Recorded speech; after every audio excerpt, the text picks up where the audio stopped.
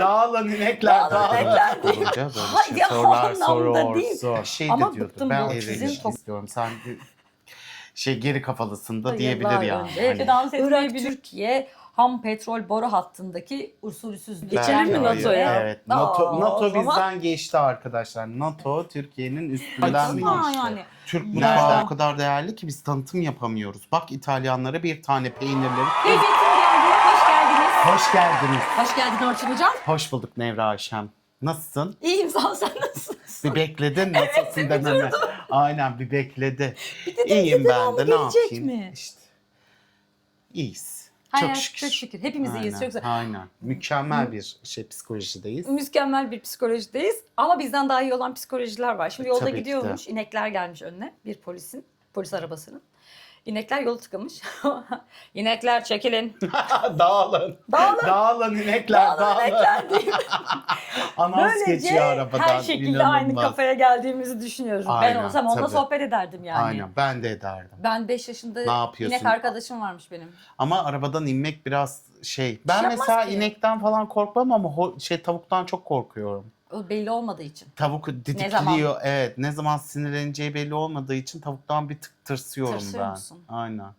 Bir de peçeli olanlar daha tehlikeli geliyor bana. Ayırdın hepsini. Aynen hepsini ayırdım. Sıralaması var. Çünkü beni bir kere didiklemişti böyle hiçbir şey Ondan, yapmadığım halde ondan. küçükken. O yüzden de şey olmuştu. Ha, Moralmanım bozulmuştu. benim ya yok öyle bir anım. Aynen. Beni bütün hayvanlar bir didikledi Öyle bir zaten. anım yok. Çok Ha, şükür. sadece bir yerde bir şeydelerdi. İçeri girecektik. Hindi vardı. Hmm. Hindi çocuklara vardı. Şimdi ben girdim. İşte çalıştığımız yerlere girdim. Böyle hindi böyle bana baktı. Ben baktım hindiye. Hindi bana baktı. Ben hindiye baktım. Böyle yere oturdum. Geldi böyle. Kokladı, böyle bir şey yaptı. Artık gagasol oynamıyor da Ha. işte böyle bir şey yaptı. Ses falan çıkarttı. Hmm. Ama hani böyle yavaş yavaş dın dın dın Ha. dın dın dın dın deyip daha önce daha önce girdiğimde hiç yanaşmamıştı. Ay benim hindi yanıma geldi. Murat abi. Ay inanılmaz bir sevinç. Ses çıkardı diyor. Kulu kulu. Evet İletişime geçti. İyi. Önemsiyorum Ne haber iletişimi. nasılsın demiştir Hem o da. hayvanlarla hem insanlarla iletişimi Evet, önemsiyoruz. İnsan iletişimimiz birinci noktada zaten diye Biz düşünüyoruz. iletişimi önemserken toksik ilişki severlerimiz boş durmamış, çalışmış. Tabii Toksik ki. ilişki severlerimizden şöyle bir açıklama gelmiş. Çiftlerin çoğu tartışması kocanın hatası yüzünden başlıyor. Aynen. Koca hatası. Arkadaş yani Evet, tek taraflı hatalar So what olabilir. yani? Aynen. Toksik ilişki. hani koca derken erkek olarak mı yoksa koca görevi ilişkilerde koca görevini üstlenen kişi mi? Yani hani eril olarak mı? Yani Tabii dramaturg olunca böyle Hayır, şey, sorular anlamda değil. soruyorsun. ama bıktım bu Eril, sizin toksik yani. işte eğer koca hata yaparsa evlilik ilişkiler altına nasıl yazmışlar? Yok şöyle olabilir. Ya yok ilişkide şöyle çift olabilir. taraflı hata yapılır ve tartışılır kardeşim. Bunun başka bir İletişim. kocasıydı, karısıydı, o suydu, bu suydu yok Olmaz. yani. Böyle Aynen. toksik Tartışılma. neden sonuç ilişkilerinden uzak durmanızı Aynen tavsiye uzak durun. ediyoruz. Sevmeyin. Sevenler var biliyorum ama sevmeyin. Uzak durdunuz. Uzak Doğu'da da bununla ilgili bir açıklama Yayınlanıyor. Efendim Çinli teknoloji şirketi UB Tech'in yeni insansı robotu U1'i tanıttı. Şimdi bu Evet. insansı robotun özelliklerine şirketin amacı yapay zekayı kullanarak asla ihanet etmeyecek sadık bir hayat arkadaşı olarak üretmişler. Aynen. Şimdi ihanetin 5 milyon çeşidi var. Evet. Yani nasıl bir ihanetten söz konusu? Bir de Hiçbir şey yapmayacak. bir de hani- itaat edecek Bir yani. de bu robot, yapay zeka ile üretilen robot ihanet etmeyeceksin diyor ya. İhanet Evet. ettiğinde de ihanet ettiğini anlamaz ki. Böyle bir bilgisi yok. Hani ihaneti Hayır, sorgulayamaz. kodlamışlardır onlar. Şimdi Sadık. onu kodlayana göre Onun o ihaneti ahlakını aynen. alıyor Tabii yani. canım görme işte robotta üretenin ahlakı. Kızlar mı Ama diye yapay sorarlar. zeka olduğuna göre yapay zeka biraz düşünebilen bir şey, Evet. gelişebilen bir şey. O yüzden belki şey de diyordur. Ben açık ilişki istiyorum. Sen geri kafalısın da diyebilir yani. Hani, İşte dans etmeyi biliyor, sohbet etmeyi biliyor. Tabii.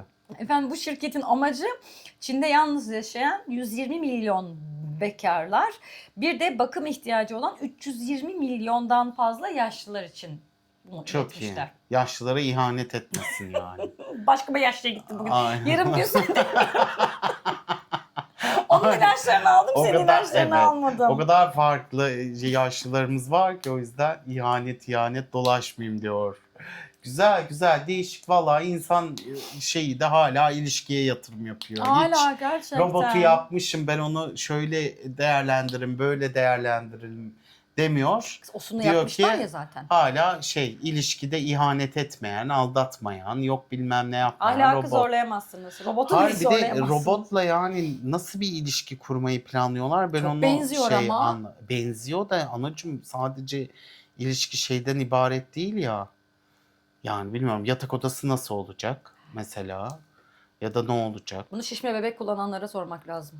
Yani evet. Velev ki robotu karşı vardı ya Kemal Ama Sunal'ın. robot daha mekanik bir şey ya akım şey olursa. Çarpılırsın. Allah çarptı da. bir anda İmanla gidiverdi. gelir, imanla gelir o Aynen an. öyle bir anda gidiverdi. Topraklanması vardır yani. canım, ona göre şarj edersin. Topraklanması umarım. Adam o an topraklanıyordur belki. Arada bir toprağa basıyordur gidip gelmeden önce. Yani bir şeydir yani ne bileyim değişik enteresan geliyor bana. Bir de çok revaçta. Evet ya. Millet deli gibi sipariş etmiş. İlk Çin'in bu tene çok yakın olan, insana çok yakın olan şeyi, Ne robotunu. yapsınlar? Sabah uyanıyorlar, işe gidiyorlar, Sabah geliyorlar. uyanıyorlar. Böyle kafes yerlerde bazı Çin'deki semtleri gösteriyorlar ya nasıl Ne var durduklarını, canım ne 24 yaptıklarını. ayı ödeyiversin robot taksitini diyorsun. Onlara diyorsun. Ya vardır herhalde 24 ay falan filan. Mortgage gibi giriyorsundur robota. Yani Ön tehlike- ödemeli. Bana 2 ay bile- sonra Aynen, ödemeli. 2 ay sonra ödemeli. Ödemeli. Ödemeli. Aynen. Ee, Giriliyordur yani. İlginç. Neyse ihanetten bahsederken hemen Türkiye sınırlarına da girelim. Efendim yıllar önce Irak-Türkiye ham petrol boru hattındaki usulsüzlükler nedeniyle ihanetse bu da ihanet bence. Evet tabii. Nedeniyle Türkiye aleyhine verilen 1 milyar 471 milyon dolarlık tahkim cezasının iptali için açılan dava kaybedildi. Paris'te görülen bu dava görülüyordu bu dava. 1 milyar 471 milyon dolar. Nasıl bir usulsüzlüktür bu ya? Vatana millete ihanet ediyorsunuz ya.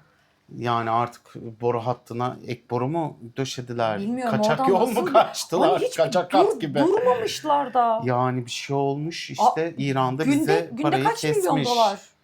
Yani ne bileyim herhalde Bakalım bunu nasıl ödeyeceğiz? yani işte kısmet. Belki NATO zirvesinde verdiğimiz çantalardan kısaydık. Ödenir. Ay ya hayır duası Ya da ödeyeceğiz yemekler, bir de aynen onları da. öyle. Abi NATO'da geçelim Belki mi hayır. NATO'ya? Evet. NATO o zaman- bizden geçti arkadaşlar. NATO Türkiye'nin üstünden mi geçti? Ya. Nereden geçti bilemiyoruz. Ben ilk önce Lütfen. Finlandiya Finlandiya Başbakanı'nın- Başbakanımızın 38 yaşındaki genç Genç. başbakanımızın şokuyla başlamak istiyorum. Böyle Anlat. arabayla herkes geliyor işte saraya. Sarayda karşılıyor Cumhurbaşkanımız ve eşi. Ondan sonra Finlandiya Başbakanı iniyor arabadan. Şeye bir bakıyor saraya şok. Böyle yani yürümeyi unutuyor saraya bakmaktan. Ben nasıl bir yere geldim? Burası nasıl bir yer? Varaklı bir yer. Varaklı maraklı bu nasıl bir saray falan diye iniyor. Hani tarihi bir de dokusu da yok ya. Hani yeni yapılmış yani sonuçta saray. Ha eski değil. Hani okey eski yani. değil Eski atıyorum Osmanlı Devleti'nden kalma bir sarayda yaşıyor olsaydı hani Topkapı Sarayı gibi bir yer Anladım. olsaydı ona biraz hani böyle Ama bu bakması yerli şey motifler de olurdu. var lütfen bu Aynen sarayımızda. tabii her şeyi şoka giriyor ben de. Dayı onu görünce şey yaz bacım sen şaşır diye biz aç kalıyoruz. Sırf sen şaşır diye yani o varaklar yani inanılmaz. Kadının o şok olması inanılmazdı Böyle ya. baka kaldı giden geminin Evet ardından. baka kaldı ve mimiklerini kontrol edemedi yani burası neresi diye bu kadar. Çünkü koyacağım buraya fotoğrafı Finlandiya'nın yeriyle bizimkinin yeri arasında aradaki 1001 farkı bulun. Şöyle ki size şöyle açıklayayım. Asgari ücreti 3700 dolar olan bir ülkenin yönetim binasıyla asgari ücreti 600 dolar olan bir ülkenin yönetim binasını karşılaştırmışlar. Aynen siz de bir görün istedik. Aradaki 1001 farkı bulalım istedik hep beraber. Sıkıntı 2 katlı binada ne yapacaksınız? Aynen. Yani 2 hayret katlı bir da şey değil, ya. 3 katlı bir şey ama biraz mütevazi yani. Biraz mütevazi olmuş. ya. Aynen. Biraz Neyse. şey. Bu arada NATO'dan devam NATO'dan edelim bence. devam edelim. Aynen. Gazımızı aldık. Şimdi bir Alman gazeteci bir yayın çekiyor. Yani herhalde sosyal medyasında NATO'nun kendilerine verdikleri çantayla Erdoğan'ın onlara hediye ettiği NATO hatırası çantayı kıyaslıyor. NATO'nun kendilerine verdikleri çantada NATO çorabı, Evet. bir de NATO ne vardı? çorabı, NATO çorabı, bir de not defteri not ve defteri, kalem. bir de NATO çantası var. Ama Erdoğan öyle mi? Çalışmış. Aynen. Bir sırt çantası, büyük bir ihtimalle laptop çantası.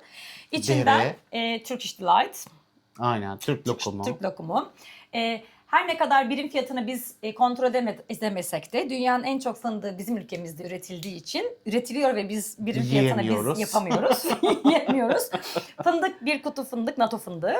Ondan sonra termos, sanırım Stanley markası. Üzerinde NATO'nun yıl ve tarihleri Aynen. var. Sonra bir kolonya. Abi ısrarla buna parfümdü. O bizim Eyüp Sabri Tüncer kolonyamız. Aynen. Ankara O bir bizim şey bu canımızdır, arada. ciğerimizdir. Eyüp Sabri Ben çok Tüncer'in, severim. Evet, bayılırız. Ve kokuları da çok iyidir. Sonra kutu kolonyaları. mendil, böyle pakette çıkarttığınız kağıt mendilleri kutuya koymuşlar buruşmasın diye. Sonra Osmanlı motiflerinde ilgili bir kupa. Kupa. Zaten 200 gram fazlam vardı diyor. Ben bunları nasıl götüreceğim? Ben bunları nasıl götüreceğim diyor. İnanılmaz. Seçimini yapacaksın.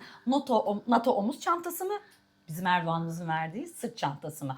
Yani bu kolonya, mendil, makyaj çantası, deri makyaj çantasının içinden çıkıyor bu arada. Evet, güzel. Gazeteciler böyle şok geçiriyorlar. Güzel şeyler. Sonra tabii ki biraz da gıybete gelelim. Mesela Meloni, İtalyan Başbakanı Meloni'nin giydiği Armani kıyafetler konuşuldu. Yok efendim, Evet. her kıyafetin başka bir manası varmış. Kendini NATO zirvesinde daha öncekinden daha farklı. Erkekler içerisinde güçlü bir kadın imajını da sarsmadan giydiği kıyafetler konuşuldu. İlk gün siyah bir takım elbise giymiş ve buralarında bir boncuklu bir kolyesi var. Bu ne anlama geliyormuş? Ben buradayım anlamına geliyormuş. Beni görün. Beni görün. Siyah takım giyerim ama kadınsı şeyimi de kaybetmem. Aynen, feminenliğimi Sonra bozmam. başka bir yerde zümrüt yeşili bir takım elbise giymiş. Bu zümrüt yeşili de büyümenin ve istikrarın temsil ediyormuş. Zümrüt yeşili takımının içine zümrüt yeşili gömlek giymiş. Zümrüt yeşili gömleğin üzerindeki desenler de İtalya'nın motiflerini andıran bir ceketmiş. O da öyle bir İtalyan başbakanımızla konuştu. Sonra bir de şikayet ediyorlar. Sürekli yemek yiyoruz. Aa, evet, ne çok yemek geliyor. Aman bir sürü yemek geldi. Yemek yedik, biz kilo alıp döneceğiz. İşte bu kadar yemek mi verilir bilmem ne falan diye şikayetler dolusu.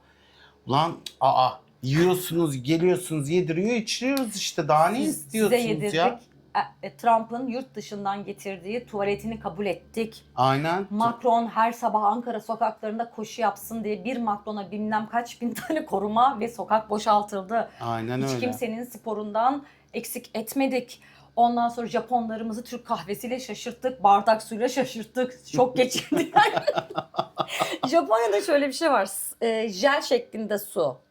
Jel mi? Şişe var, su şişesi ayrı, sıvı kıvamında. Bir de biraz daha yoğun, kremsi bir yapısında su var. Bunu da işte çoğaltarak içtikleri bir su var. Onun yanında hani onlar böyle çok su içtikleri için bize de bardak su görünce Aynen. şoka Şoka geçirmişler. Bir de onlarda şey var ya, böyle kağıt su şeyleri için. Evet.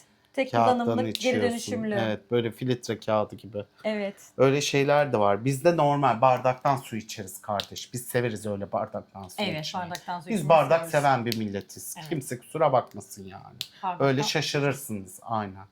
Allah şaşırtmasın. Aynen. Onlar da zaten sosyal medyada ülkelerine gündem yapa bir hal olmuşlar. Yemekleri paylaşıp, lokumları paylaşıp, Türk kahvelerini paylaşıp biz burada neler yiyoruz bir görün diye. Sanki halkını kıskandırmak için uzak doğudakiler.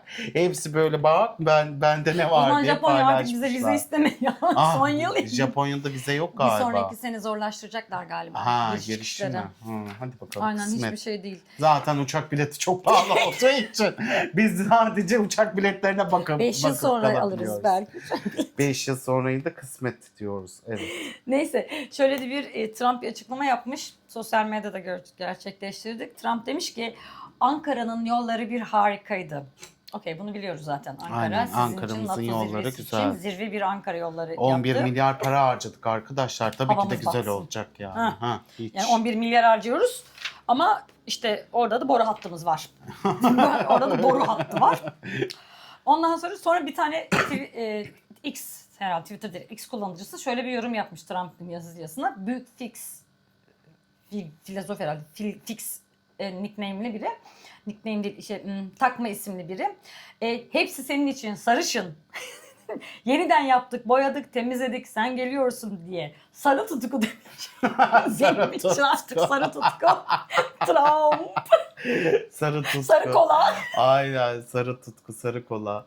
Vallahi sen tuvaletinle gelmişsin Trump'cığım, bir yani taharet musluğun var mı diye bir sorarım o tuvalete. Çalarlar diye Bir konuşmuş de herhalde. insan neden tuvaletiyle Dışkısını alabilirler.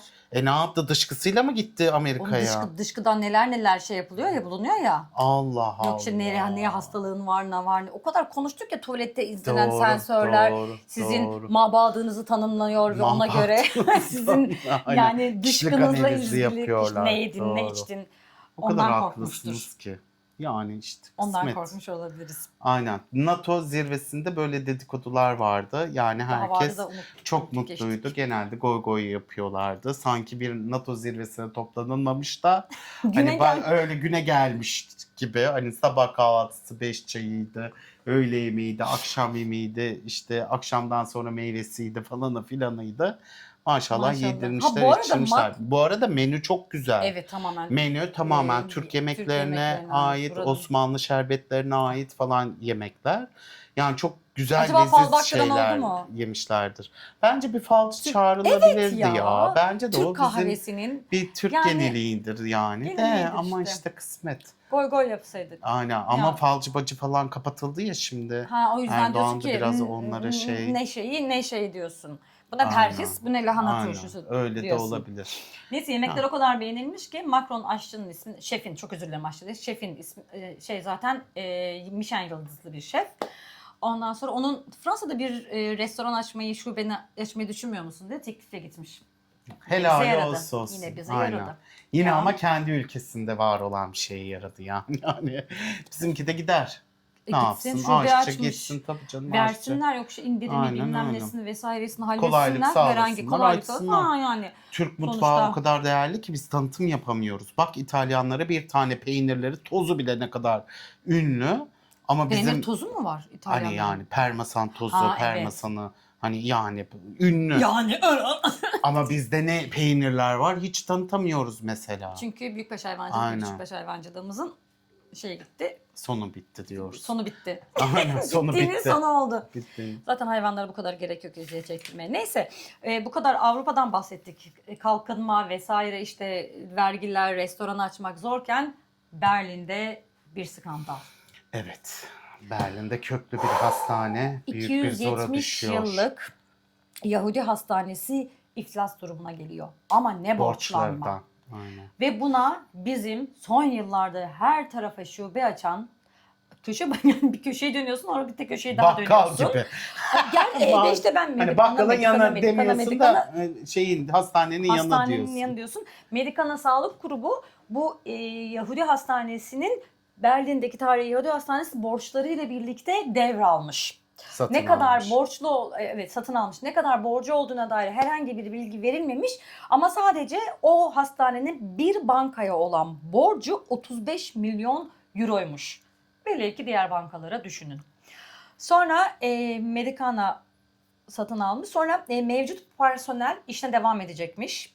Bunun sözünü vermiş. Bir de hastanenin tarihi mirasına ve Yahudi cemaatinin haklarına karşı gerekli saygı ve özeni her zaman koşulsuz gerçekleştireceğiz açıklamasını yapmış. Güvence Satın vermiş. alırken. Satın al. Aynen. Bak, görüyor musun? İlginç. Sağlık sektörünü bizimkiler, Medicana'mız, Made in Turkey. Menşeisi Aynen. Turkey olan Medicana. Bayağı her Yine- yere açıldı yani. Görüyorsun, sağlık Helali hoş olsun. yokluğumuzda varız işte Aynen. Türkiye. Aynen Sizin öyle. bir hastaneniz, siz nasıl yani Ha bir de 270 Yahudiler yıllık zengindir hastane yani. iflas Fakir durumuna de geliyor değildir ki. En yani. kötüsünü sallasan zaten hastanenin borcunu kapatır. Nasıl olmuş o borç, ben onu anlamadım. Bilmiyorum, kendi işlerini bilmiyorum ama Aynen. yani bizim düşün, yani biz Medicana olarak düşün. Borçlarıyla birlikte satın alabiliyoruz hastaneyi. Ay tabii canım, bizde öyle O kadar güç var. güçlü Ama işte. özel sektör o yani sonuçta. Vardır demek ki. İşte dedik ya, bakkal gibi köşeyi dönsen hastaneye çarpıyor. O kadar şubesi olanın da parası da vardır Büyük Ayşe. bir ihtimalle. Tabii. Çok başarılılar ki birden ivme kazandılar Evet, ve tabii. Berlin'e oldular. açıldılar. Berlin'de. Ondan sonra Avrupa'da çeşitli yerleri de açarlar. Dubai, Mubai sonu hakikaten yolunuz açık olsun arkadaşlar. Girişimcileri destekliyoruz. Aynen. Her türlü Girişimciliktir. Medikano'nun yaptığı destekliyoruz. iş. Aynen öyle. Derken bir girişimci de Kayseri'den geldi. Bu girişimci hocamız, bu sefer hoca derken yani koç, spor hocası Koç. gibi. Hani Kayseri'de PT. hatırlı. PT. PT'miz. Mevzu şu. Kayseri'de normalde çimento fabrikalarının üzerine yazılan yazılardan konuşmuştuk. Bunların espri kabiliyetleri gerçekten Kayseri'de. Sonra da Ankara'daki bir çimento fabrikası yaptı bunu. Kayseri'deki bir PT ya da personal training spor hocası bir spinning'de kimsenin gelmediğini fark ediyor ve bunu biraz daha neşelendirmek için yapmak için şalvarlı spinning Yapıyor. şeyini yapıyor. Yöresel spinning. Yöresel kıyafetler. Halk oyunu Ayak gibi kollarından düşün. işte yöresel müzikler açılıyor. Ellerine de kaşıklar veriliyor. Oh. Yöresel kıyafetler giydiriliyor. Oh. Ve şalvarla spinning yapıyorlar. O ter, o yöresel kıyafetlerle o ter gerçekten insanlar çok eğleniyor. Aynen bence de çok eğlencelidir. Ya bu neydi? Koku dolu bir Startup'ını spinning. beğendim. Aynen, Koku dolu ben- spinning. Koku dolu. Yöresel kıyafetlerle. Koku derken aklıma korku geldi. Ha neymiş Korku korku? evlerini biliyorsunuz. Hani Ya, İstanbul'da evet. Bir ara giriyorsun. çok popülerdi. Evet. Aynen öyle. Hatta bir yerde biz konuştuk ya yanlışlıkla neredeyse böyle elektrik veriyorlarmış ve bununla ilgili herhangi bir imza Evet, yapmıyormuş. evet. İşte Anadolu yakasının Sert, yukarıda bir yerde aynen. sert bir şey seçiyormuşsun. Hatta işte bir tane taksici yanlışlıkla oraya Girmiş, girmek ne durumunda oluyor kalmış. diye. Abla çok korktum diye falan açıklamıştı. Buna benzer bir bu sefer gemide. Ama bu gemide olan suç temalı bir gemi turu düzenleniyormuş. 2027 yılının beklenen tatillerinden bir tanesi olacakmış bu. Burada denizin ortasında bir dedektif oluyorsunuz. Role giriyorsunuz. Kriminoloji uzmanları size sunumlar yapıyor bu tatilde. Adli tıp, olay yeri inceleme birimlerinin atölyeleri oluyor. Ve gerçek ya da kurgusal suç vakalarıyla dedektif olarak suçluyu bulmaya çalışıyorsunuz. İlk hedef 23-30 Ocak 2027'de Hamburg gidiş dönüşlü olarak yol alıyor gemi. O gemide sen de olsaydın, dedektif olsaydın. Aynen bence çok şey mantıklı. olur. Aynen çok mantıklı. Meraklısı çok Avcun olur kaşınmadı yani. mı o kadar eğitim düşünsene. Adli Yani tıp uzmanından ben hiç- eğitim Aa. alacaksın. Hiç benlik değil ki. Bizim adli... Cinayet çözmek. Dedektifçilik benlik değil ya. Çok böyle Ama mesela biz kriminal Palo şeyler. ailesini izlerken çok merak etmedik nasıl bunlar yapıyor. Yani böyle şaşırıyorsun. Ya ben oradaki akıl tutulmasına şaşırıyorum. Yani oradaki var olan sürecinin akıl tutulmasına şaşırıyorum. Şey değil. Hani insanlar nasıl bunları çözememiş Dedektiflerin falan hakkında ben de filan Sherlock değil. Holmes seviyorum. Evet, onları sevenler var. Ya ben birkaç kere denedim. Oyununu Ha. denedim de böyle çok beni Yok şey ben yapmadı. oyuna hiç bulaşmadım çünkü bulamam. Kaybedeceğim oyuna niye gireyim?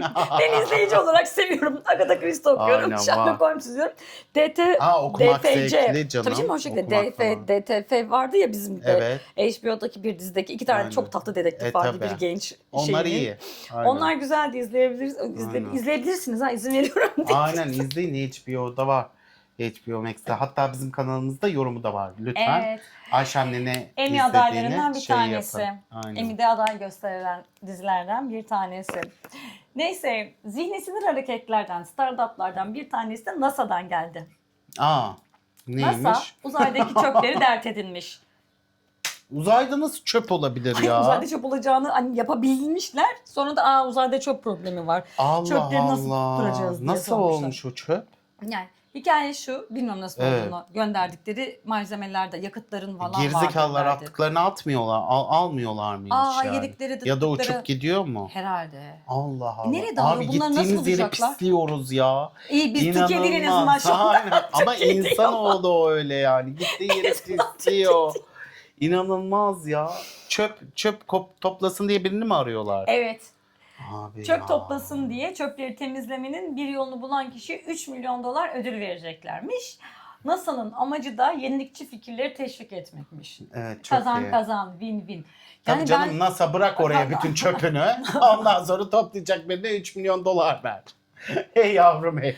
Ya hani bana ilginç geldi çöplerini toplamamaları çünkü hani benim eniştem hani İngiltere'den geldiğinde onlar sahilde gezerlerken işte Akdeniz yani Ege turu yapıp böyle ineceklerdi aşağıya. Ki eniştem durup yolda bazı şeylerde çöp torbası alıp çöpleri topladıydı. Yani evet ben de Çok topluyorum yani yazlık yere gittiğim zaman. yani Eğer çok etrafındakileri vesaireleri. çok Ama gördüysem dur kalk topluyorum. durma teyzem artık Allah'ım burada da durduk çöp topluyoruz. Robert'a da verdi. Robert o zaman küçüktü Robert'a toplamaya başladı diye. Aynen Hani yani bunu garip. nasıl öngöremedikleri Ar-Ge Hayır, gelişmeleri. öngöremeleri ziyade nasıl bir çöp? Yani neyden bahsediyorsun? Nasıl bir atık?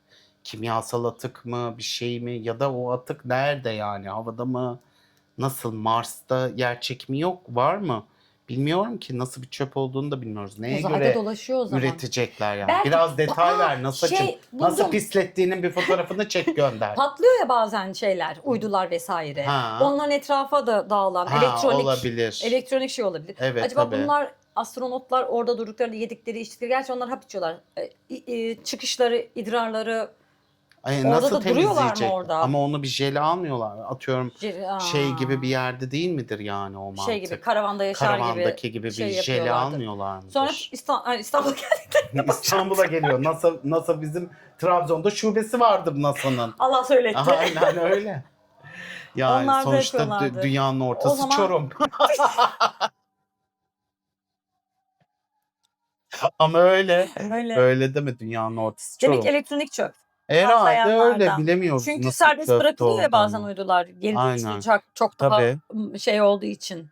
Aynen. Aa, Bakalım göreceğiz. onlar demek oldu. Herhalde paylaşırlar bir şey. Fotoğraf, bir Bir şey. şey Bir şey, bir bulduklarını şey. paylaşırlar. Aynen bir şey yaparlar yani. Bulunca paylaşırlar Evet. herhalde. Neyse NASA bununla uğraşsın. Finlandiya'da bir haberimiz daha var Finlandiya'dan. Neymiş? Bir turistimiz Finlandiya'ya gidiyor. Bir Evet. markette böyle hani sebze reyonunun, meyvelerin olduğu bir markette pembe bir sepet görüyor. Ama bu pembe sepetin bir özelliği var. Pembe sepet alırsan bekar olduğunu ifade etmeden fark ettiriyorsun. Söylüyorsun. Pembe sepeti alıyorsun, dolaşıyorsun ve dolaşırken belki koca bulma ihtimalin var. Sevgi de değil koca. İspanya'daki ananas gibi. Ananas koyuyorlar ya İspanya'da da Ananas markette. koyuyorlardı. Saat 7 ile 9 arasında market gezisinde ananas koyuyorlar. Hani ben bekarım aranıyorum diye. Aranıyorsun. Böyle markette. Almanya'da da bir tane çok ünlü bir şey vardı. Böyle bio market. Hı hı. Oraya da böyle mesela orada bir şey değil şıkır şıkır giyiniyorsun böyle. Konsepti o. Marketin yanında da bir tadım yeri var. Hı hı. O tadım yerinde mesela aranıyordun. Ha, flörtleşiyorsunuz. Aynen flörtleşiyordun. Evet Avrupa böyle kendi şeyinden şeyler uydurmuş.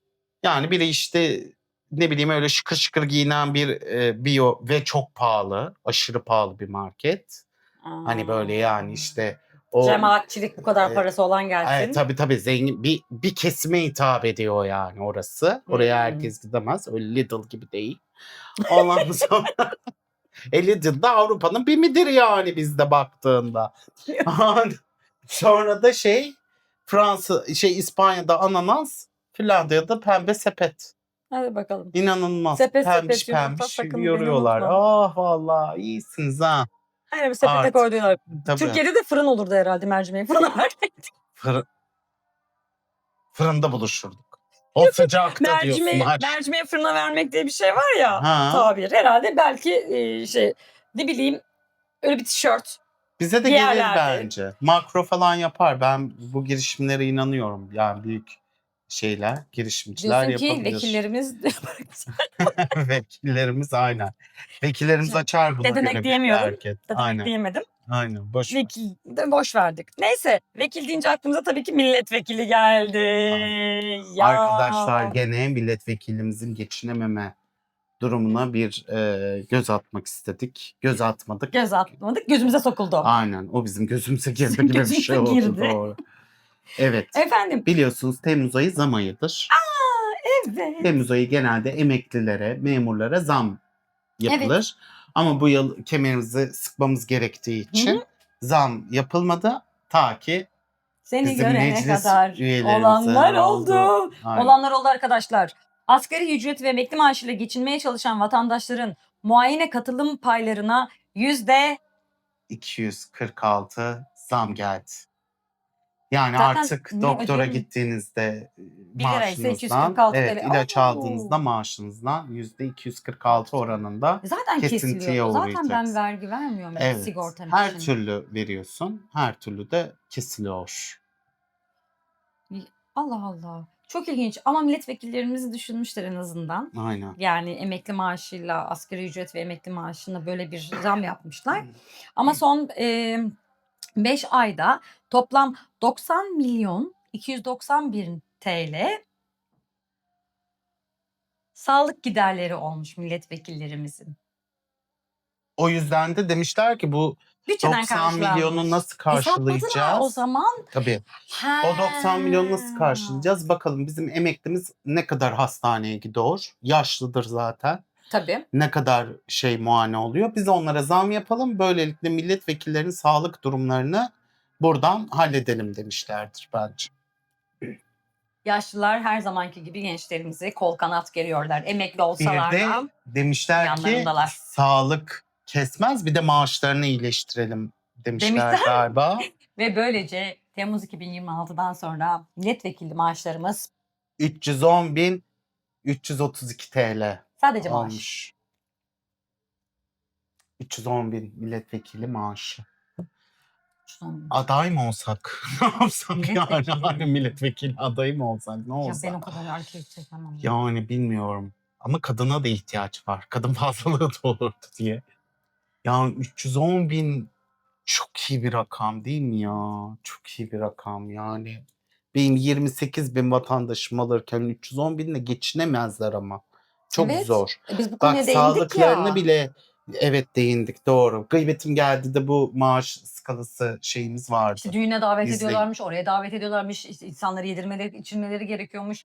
Hani demiyor ki ben düğüne niye geliyorum Aynen. arkadaşlar? Milletvekili sizin sorunlarınızı dinlemek Ne için. yapsın? Emekliye zam yapacağına kesintiyi arttırmış. Milletvekilinin sağlık giderlerini karşılamak için milletvekilim zaten geçinemiyor diye maaşında zam yapmış, 310'a çıkarmış. Çok şükür. Mükemmel bir durum. Pırıl pırılız. Pırıl pırıl. Aynen. O zaman Başka da bir şeyimiz başka da kalmadığına bir göre. şeyimiz var mıymış? Efendim Ha. 310.000 zirveyle kapatıyoruz. 311 zirveyle. Zirvedir bizim için. NATO zirvesi gibi. Bu da bir Zaten ben zirvedir. Da dedi Ayşe. espri İnanılmaz. yapmayacağım diye o kadar tuttum Ama ki Ayşem'cim kendimi. keşke dayansaydım azıcık Son daha. dakika vurdu gol oldu. Ve yine başta bize abone olun, beğenin, like atın, yorum yapın demeyi unuttuk. Diyemedik. Evet. Şuraya yazacağım diyemedik. gıybetim defterine. Aynen. Diyemedik. Bizi izlediğiniz için teşekkür ederiz. Haftaya görüşmek üzere. Abone olun, yorum yapın, beğenmeyi unutmayın lütfen. Haftaya da gündeminiz eminim ki çok yoğun olacaktır. Hoşça kalın.